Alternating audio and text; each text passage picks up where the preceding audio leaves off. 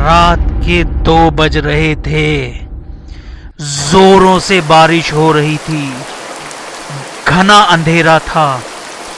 बादल रह रह कर गरज रहे थे। थोड़ी थोड़ी देर पर बिजली चमकती तो आसपास की चीजें दिखाई पड़ती थी, अन्यथा हाथों को हाथ दिखना भी मुश्किल लग रहा था। झारखंड के घाटशिला स्टेशन के बाहर रामदीन अपना ऑटो लगाए सवारी का इंतजार कर रहा था। इस मौसम में सवारी मिलने की उम्मीद कम थी, फिर भी हो सकता था कुछ देर बाद आने वाली ट्रेन से कोई सवारी आ जाए। करीब 1 घंटे बाद ट्रेन आई। थोड़ी देर बाद बिजली चमकने पर एक 18 से 22 वर्ष की मॉडर्न सी लड़की कंधे पर एक बैग लटकाए बाहर निकलती दिखी। वह सीधे उस ऑटो के पास पहुंची और मुसाबनी चलने को कहा। रामदीन ने कहा कि रात का वक्त है, इसीलिए वहां चलने पर 500 रुपए लूंगा, नहीं तो 4 घंटे इंतजार कर लीजिए, सुबह 100 रुपए में ले चलूंगा। लड़की बोली, अभी 200 रुपए रखो, बाकी वहां पहुंचकर दूंगी, और ऑटो पर बैठ गई। रामदीन ने ऑटो बढ़ा दिया। करीब आधे घंटे बाद वह गंतव्य तक पहुंचा।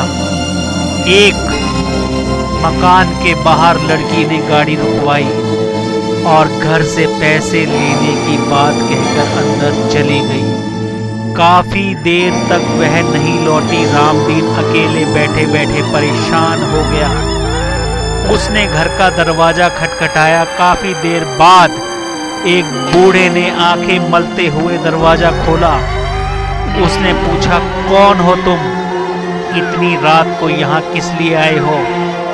रामदीन बोला, जो मेम साहब थोड़ी देर पहले आई हैं, उन्होंने मेरा पूरा भाड़ा नहीं दिया है। बूढ़े ने आश्चर्य से उसकी ओर देखा। बोला, यहाँ तो कोई मेम साहब नहीं रहती, मैं अकेला रहता हूँ।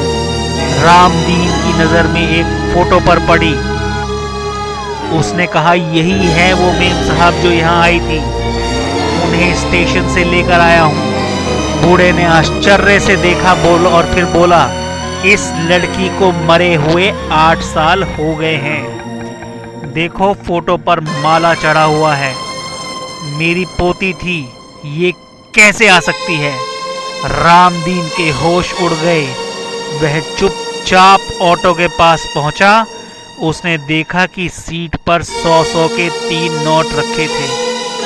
उसने जब नोट जेब में रखा और वहां से बेतहाशा भागा। उस दिन उसने रात में ऑटो चलाया और उसके बाद कभी भी उसने अपनी जिंदगी में रात को ऑटो चलाने की जरूरत नहीं की। तो दोस्तों, ये थी आज की कहानी। आई होप कि आपको पसंद आई होगी। कल फिर मिलेंगे एक नई कहानी के साथ, एक नई स्टोरी के साथ, एक नए जज्बे के साथ।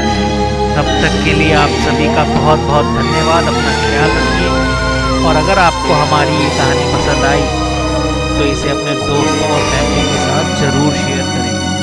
Thank you so much and all the very best for your life. धन्यवाद।